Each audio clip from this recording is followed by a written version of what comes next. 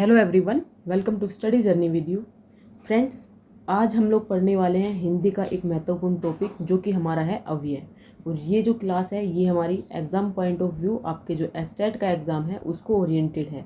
Okay, तो देखिए, सबसे पहले हमें पता होना चाहिए कि अव्यय होता क्या है, किस चीज़ को अव्यय कहते हैं। उसके बाद अव्यय की एक एक करके आप लोगों को टाइप्स बताऊंगी और आपको किस तरह से सेंटेंस में से अव्यय को पहचानना है ये ट्रिक भी मैं आपको बताऊंगी। इसके लिए आपको वीडियो को कंप्लीट देखना पड़ेगा और साथ में आपकी इच्छा हो तो आप लोग लाइक भी कर सकते हैं।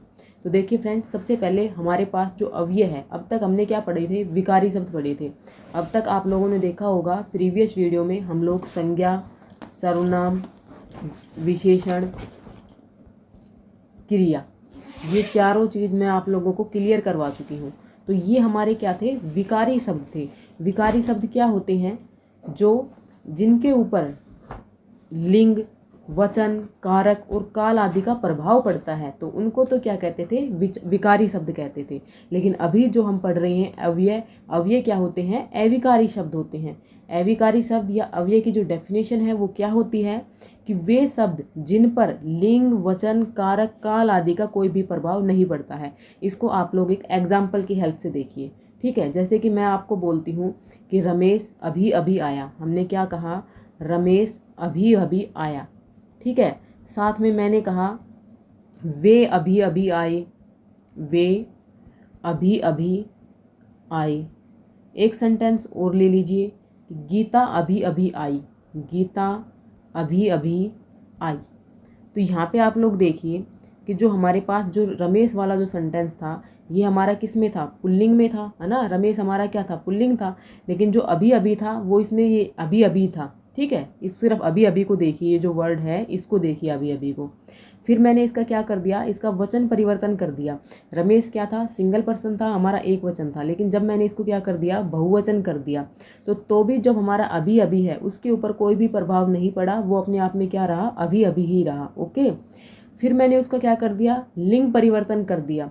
मैंने रमेश का क्या कर दिया, गीता कर दिया। यहाँ पे मैंने क्या बदल दिया, पुल्लिंग से स्त्रीलिंग बना दिया। लेकिन यहाँ पर भी जो अभी अभी है उसके ऊपर कोई भी फर्क नहीं पड़ा, वो अभी भी अभी अभी ही है। ओके, तो इससे आपको क्या समझ में आ रहा है कि ये जो सेंटेंसेस मैंने आपको बताए हैं इनके अंदर जो आपको अभी अभी जो वर्ड दिखाई दे रहा है वो अपने आप में क्या है, एक अव्यय है। क्योंकि उसके ऊपर ना तो वचन का फर्क पड़ा है, ना ही उसके ऊपर लिंग का फर्क पड़ा है।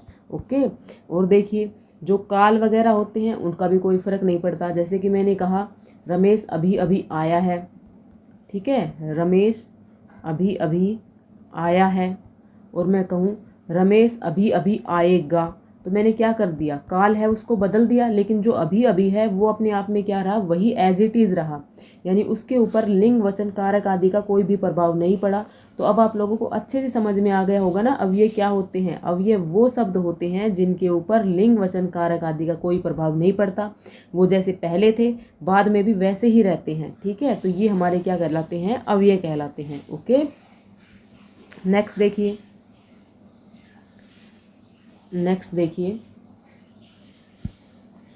अव्यय हो गया। उसके बाद जो अव्यय होता है, अव्यय के जो टाइप्स पढ़ते हैं हम लोग, तो अव्यय के कितने टाइप्स हो सकते हैं अव्यय के, वैसे तो आप लोगों को 4 टाइप्स याद रखने हैं। ठीक है, अगर लेकिन पूछा जाए कि अव्यय के कुल भेद कितने होते हैं तब आपको 5 करना है। वैसे आपको कितने याद रखने हैं, 4 रखने हैं। वो 4 हैं, वो कौन कौन से होते हैं। फर्स्ट होता है हमारा क्रिया विशेषण। फर्स्ट क्या होता है, क्रिया विशेषण। सेकंड क्या होता है, संबंध बोधक। सेकंड संबंध बोधक। थर्ड हमारा समुच्चय बोधक। थर्ड हमारा समुच्चय बोधक। फोर्थ हमारा विस्मयादि बोधक। फोर्थ हमारा क्या होता है, विस्मयादि बोधक। और जो 5 जो टाइप पढ़ते हैं वो हमारी क्या होती है, निपात। 5 टाइप को क्या कहते हैं, निपात कहते हैं। तो एक एक करके समझते हुए चलिएगा कि आपको किस तरह से सेंटेंस में से निकालना है कि यहाँ पे विस्मयादि बोधक अव्यय है, समुच्चय बोधक अव्यय है, ये आप लोग किस तरह से समझेंगे। अब देखिए, विस्मयादि बोधक अव्यय। विस्मयादि बोधक अव्यय फ्रेंड्स नाम से ही क्लियर है, जहाँ पे विस्मय, विस्मय यानी जहाँ पे क्या होगा, कोई खुशी की भावना होगी, कोई शोक संदेश होगा, कोई किसी से घृणा होगी, कि यानी जो मतलब बिल्कुल जो एक्साइटमेंट में जो वर्ड्स निकलते हैं वहाँ पे क्या होता है, हमारा विस्मयादि बोधक अव्यय होता है। जैसे कि मैंने कहा वाह क्या सुंदर दृश्य है। मैंने क्या कहा कि वाह क्या सुंदर दृश्य है। ठीक है, तो तो यहाँ पे हमें बताना है कि जो वाह है ये क्या है। ठीक है, अब मैं कहती हूँ कि वाह क्या गाजर का हलवा है, वाह क्या गाजर का हलवा है। तो यहाँ पे आप लोग क्या देख रहे हैं कि मैंने जो पीछे का जो सेंटेंस है उसको मैंने चेंज कर दिया, लेकिन जो वाह है उसके ऊपर कुछ फर्क पड़ा नहीं पड़ा।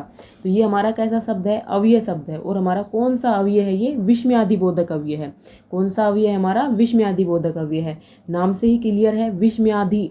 विस्मयादि यानी जहाँ पे क्या हो, विस्मय होता है, जहाँ पे कोई भी शोक की बात की जाती है, कोई घृणा की बात की जाती है, कोई खुशी दिखाई जाती है, यानी कोई अचंभा प्रकार की कोई भी बातें बोली जाती हैं, तो वो हमारा कौन सा अवयव होता है, विस्मयादिबोधक अवयव होता है। ओके, क्लियर है विस्मयादिबोधक अवयव।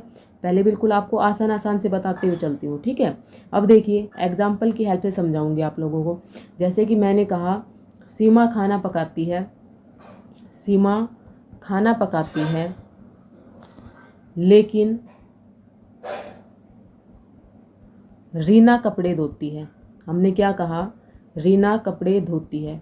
तो यहाँ पे हमसे जो लेकिन है, ये जो पूछा जाए कि ये कौन सा अवयव है, तो हमें कैसे बताएंगे हम। अब देखिए सीमा क्या कर रही है, खाना पका रही है, रीना क्या कर रही है, कपड़े धोती है। ठीक है, इन दोनों सेंटेंसेस को जोड़ने का काम कौन कर रहा है, लेकिन कर रहा है। दोनों सेंटेंसेस को जोड़ने का काम कौन कर रहा है, लेकिन। तो लेकिन क्या कर रहा है, दो सेंटेंसेस को आपस में जोड़ रहा है। तो ऐसे जो शब्द जो दो सेंटेंसेस को आपस में जोड़ते हैं उनको क्या कहते हैं, समुच्चय बोधक अवयव कहते हैं। उनको क्या कहते हैं, समुच्चय बोधक अवयव कहते हैं। ठीक है, वे अवयव शब्द जो क्या करते हैं, दो वाक्यांशों को या दो वाक्यों को, दो फ्रेजेस को जोड़ने का काम करते हैं, उनको समुच्चय बोधक अवयव कहा जाता है। जैसे कि और एग्जाम्पल देखिए, वह विद्यालय गया परंतु पुस्तक नहीं ले गया, वह विद्यालय गया।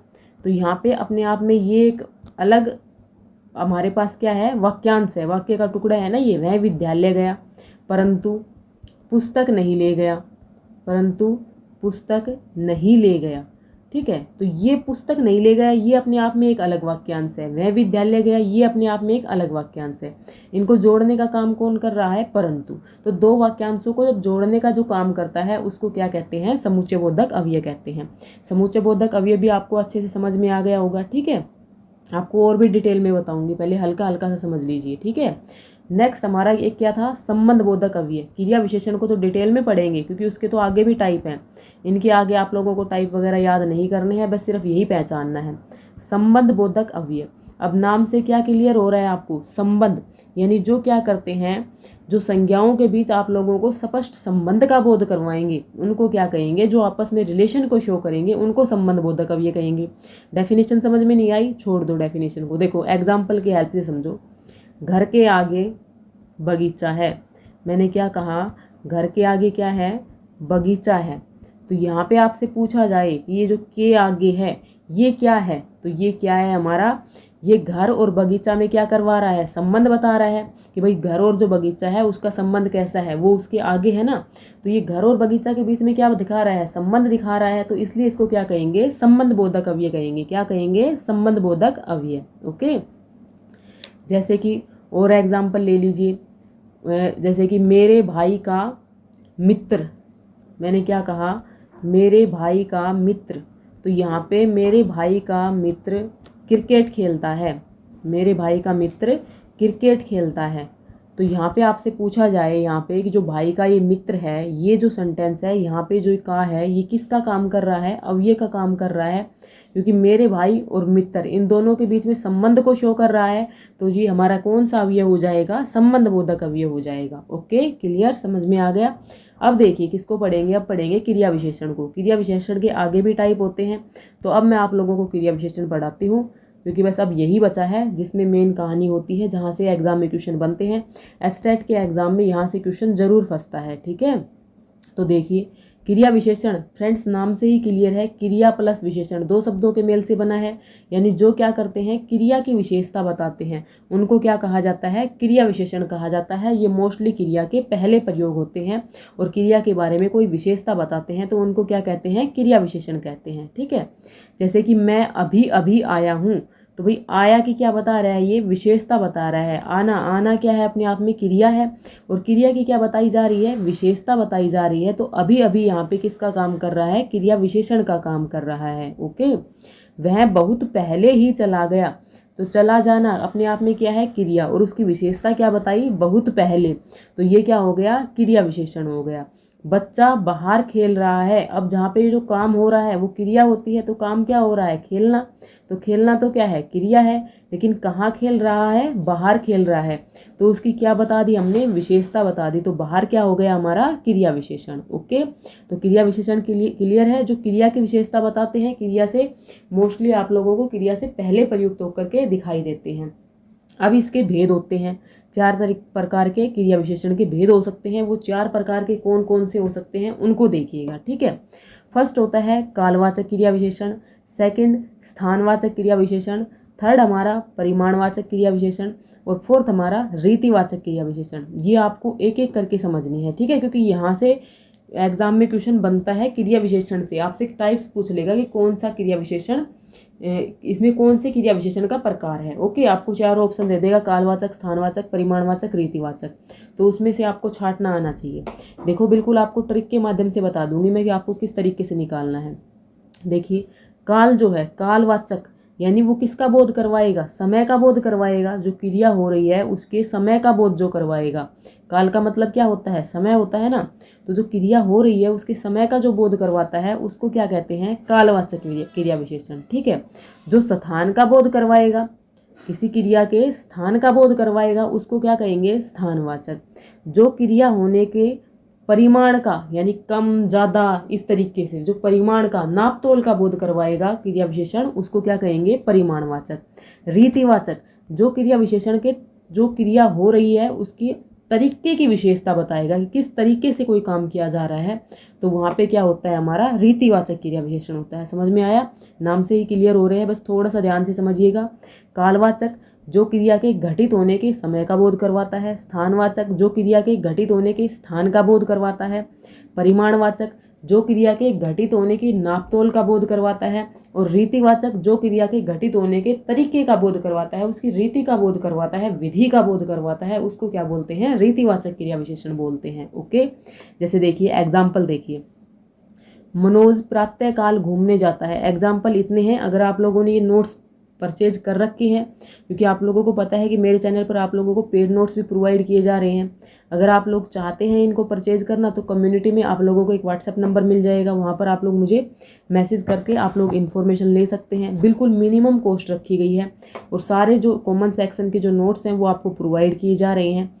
रीजनिंग और मैथ्स उसके अंदर मैंने इंक्लूड नहीं कर रखा है, क्योंकि फ्रेंड जो रीजनिंग है मैं आपको कितने नोट्स दे दूंगी, आप पढ़ करके रीजनिंग को सोल्व कर लोगे, कभी नहीं कर सकते जब तक अपने हाथ से क्वेश्चन नहीं बनाओगे। इसी तरीके से मैथ्स है, तो मैथ्स में आप पढ़ करके सोल्व कर लोगे, नहीं कर पाओगे। जब कर पाओगे जब आप उनको, ये प्रैक्टिकल सब्जेक्ट होते हैं, याद करने का सारा मटेरियल मैंने आपको प्रोवाइड कर रखा है। तो वहाँ से आप लोग आराम से रीजनिंग और मैथ की जब प्रैक्टिस कर लेते हो आप लोग, तो 90 में से जो कॉमन सेक्शन है, कॉमन सेक्शन की बात कर रही हूँ 90 वाले की, आप लोग 65 आराम से ला सकते हो, आराम से ला सकते हो इतना तो, ठीक है। देखिए यहाँ पे जो एग्जाम्पल है, एग्जाम्पल देखिए, मनोज प्रातःकाल घूमने जाता है। तो हमें क्या करना है, हमें क्या निकालना है, जहाँ पर किसके द्वारा पर्सन, जो हमें कोई पर्सन पूछना है वो पर्सन हम कब के द्वारा पूछ सकते हैं, ठीक है। हमें क्या करेंगे, कब के द्वारा अगर पर्सन का जवाब हमें मिल रहा है तो वहाँ पे हमारा कौन सा होता है, कालवाचक क्रिया विशेषण होता है, ठीक है। जैसे कि मनोज प्रातःकाल घूमने जाता है, तो मनोज कब घूमने जाता है, क्वेश्चन क्या बनेगा, मनोज कब घूमने जाता है। तो कब का आंसर मिल गया, कब जाता है भाई, प्रातःकाल में जाता है। तो हमारा कौन सा क्रिया विशेषण हो गया, कालवाचक क्रिया विशेषण। ओके, कविता शाम को पढ़ती है, कविता कब पढ़ती है, तो कब का आंसर हमें मिल रहा है, कब का आंसर क्या मिला, शाम को पढ़ती है। तो क्या हो गया हमारा कालवाचक क्रिया विशेषण। टीना बिल्ली अंदर बैठी है। देखिए छोटा बच्चा ऊपर खेल रहा है, क्या है, छोटा बच्चा ऊपर खेल रहा है। तो यहाँ से जब हम कब का आंसर निकालते हैं कि भाई कब खेल रहा है, तो कब का आंसर हमें नहीं मिलता है, हमें किसका आंसर मिलता है, कहाँ खेल रहा है। किसका आंसर मिल रहा है, कहाँ खेल रहा है। छोटा बच्चा कहाँ खेल रहा है, तो भाई छोटा बच्चा कहाँ खेल रहा है, ऊपर खेल रहा है। जहाँ पर आप लोगों को कहाँ का आंसर मिल जाएगा तो वहाँ पे कौन सा हो जाएगा, स्थानवाचक क्रिया विशेषण। कौन सा हो जाएगा, स्थानवाचक क्रिया विशेषण। ओके, समझ में आया। जहाँ पे आप लोगों को कब का आंसर मिल जाएगा वो आपका कालवाचक, जहाँ पे आपको कहाँ का आंसर मिल जाएगा वो आपका स्थानवाचक क्रिया विशेषण। Okay, clear. जैसे कि आप यहाँ बैठो, तो यहाँ क्या है, यहाँ पे स्थानवाचक क्रिया विशेषण है, कहाँ बैठना है, यहाँ बैठना है। Okay, clear. नेक्स्ट देखिए परिमाणवाचक। परिमाणवाचक जहाँ पे मैंने आपको बताया कि जहाँ से क्रिया की मात्रा का बोध हो रहा है, ठीक है। जैसे कि छोटा बच्चा थोड़ा खाता है, तो ये जो खाने की जो विशेषता है क्या बता रहा है भाई, थोड़ा, उसके माप तोल का बोध बता रहा है ना, तो वो हमारा क्या होता है, परिमाणवाचक होता है। ठीक। और रीतिवाचक में जहाँ से तरीके का पता लग जाए तो वो कौन सा होता है, रीतिवाचक। अब देखिए पहचानेंगे कैसे। परिमाणवाचक में आप लोगों को कितना का आंसर ढूंढना है, किसका आंसर ढूंढना है, कितना का। ठीक है, अजय बहुत खाता है, तो अजय कितना खाता है, कितना का आंसर क्या निकल के आया, बहुत खाता है। अजय कम खाता है, अजय, तो ये आपको क्या मिल गया, कम खाता है, उसका परिमाण बता रहा है, तो ये हमारे क्या हो जाएंगे, परिमाणवाचक। जिन क्रिया विशेषण में से आपको कितना का आंसर मिल जाएगा। ठीक है, मेरे भाई का मित्र बहुत खाता है, मेरे भाई का मित्र रसगुल्ले बहुत खाता है, वह जरा सा खाकर चला गया। ठीक है, तो ये आपको क्या बता रहे हैं, मापतोल का बोध करवा रहे हैं, तो ये हमारे कौन से हो जाएंगे, जो कि परिमाणवाचक। ठीक है, रीतिवाचक में आप लोगों को क्या करना है, जैसे कि अमित धीरे धीरे लिखता है, तो भाई अमित कितना लिखता है, कितना का आंसर मिला, हमें नहीं मिला। लेकिन अगर मैं पूछूं अमित कैसे लिखता है, तो हम क्या बता सकते हैं, धीरे धीरे लिखता है। तो हमें किसका आंसर मिल रहा है, कैसे का, तरीके का पता लग रहा है। जहाँ पे कैसे का आंसर आप लोगों को मिल जाएगा वो क्या हो जाएगा, हमारा रीतिवाचक क्रिया विशेषण। ओके, समझ में आया। जैसे कि विजय बहुत तेज दौड़ता है, तो बहुत तेज क्या है यहाँ पे, हमारा रीतिवाचक क्रिया विशेषण। मीना धीरे धीरे हंसती है, ये क्या है, अपने आप में एक कौन सा क्रिया विशेषण है, रीतिवाचक। ओके, क्लियर यहाँ तक। ये मैंने आपको समझा दिया, समुच्चय बोधक जो जोड़ने का काम करेंगे। ठीक है, और, तथा, एवं, किंतु, परंतु, मानो, ये सब क्या होते हैं, समुच्चय बोधक अवयव होते हैं, दो सेंटेंसेस को जोड़ने का काम करते हैं। ओके, विस्मयादि जहाँ पे हमारे हर्ष, ओह मैं तो भूल गया, क्या उसने ऐसा कहा, कब, क्या, ठीक है, छी छी, ये सब क्या है, हमारे विस्मयादि बोधक अवयव हैं। ठीक है, और साथ में आपको क्या मिलेगा, साइन ऑफ एक्सक्लेमेशन मिलेगा, विस्मयादि बोधक चिन्ह मिलेगा। अब जो निपात था वो बच गया था, तो देखिए निपात क्या होता है, यहाँ से भी क्वेश्चन बन जाता है। जो अवयव वाला टॉपिक है ना, सारा ही आप लोगों के लिए इंपॉर्टेंट है, जरूर यहाँ से एचटेट के एग्जाम में तो गारंटेड यहाँ से क्वेश्चन आता है। ठीक है, वे अव्यय शब्द जो किसी वाक्य में प्रयुक्त होकर विशेष बल देते हैं। मोहन भी जयपुर जाएगा, तो ये जो भी है ये क्या दे रहा है भाई, जयपुर जाने पर के ऊपर विशेष बल दे रहा है। जहाँ से जिस वर्ड से आपको विशेष बल देने का भाव शो हो रहा हो, तो वो हमारा क्या हो जाता है, निपात हो जाता है। ओके, मुझे मात्र 10 दिन का समय चाहिए, मात्र, वह उससे मिला तक नहीं, तो इसके ऊपर क्या दिया जा रहा है, जोर दिया जा रहा है, ही, भी, दो, तक, केवल, मात्र, ये सब क्या होते हैं, निपात होते हैं। वह अपने घर भी नहीं पहुंच पाई थी, तो यहाँ पे जो भी है ये कौन सा अवयव है, निपात है ये। ओके, अवयव ना होकर के ये क्या है, निपात है। उसने मुझे रोका तो था, रोका तो था, तो क्या है, यहाँ पे निपात है। रीमा ही पुस्तक पढ़ेगी, तो ये अलग से विशेष बल दिया जा रहा है ना, ये जो शब्द हैं ये हमारे क्या कहलाते हैं, निपात कहलाते हैं। तो उम्मीद करती हूँ आप लोगों को जो अवयव वाला टॉपिक था वो अच्छे से क्लियर हो गया होगा। अच्छा लगा है तो आप लोग वीडियो को लाइक कीजिएगा, अपने दोस्तों के साथ शेयर कीजिएगा। अगर आप लोग पेड नोट्स खरीदना चाहते हो तो आप लोग दिए गए व्हाट्सएप नंबर पर मुझसे कॉन्टैक्ट कर सकते हैं, बिल्कुल मिनिमम अमाउंट रखी गई है। ओके, अदरवाइज आप लोगों के लिए जो यूट्यूब वीडियोज़ हैं वो रेगुलर आती रहेगी, आप लोग अपना प्यार बनाए रखिएगा। तो चलिए फिर मिलती हूँ आप लोगों से दूसरे टॉपिक के साथ, और आपका दूसरा टॉपिक आज ही आप लोगों को मिल जाएगा जो कि साइकोलॉजी का मिलने वाला है। ठीक है, thanks for watching me, thanks for watching this video.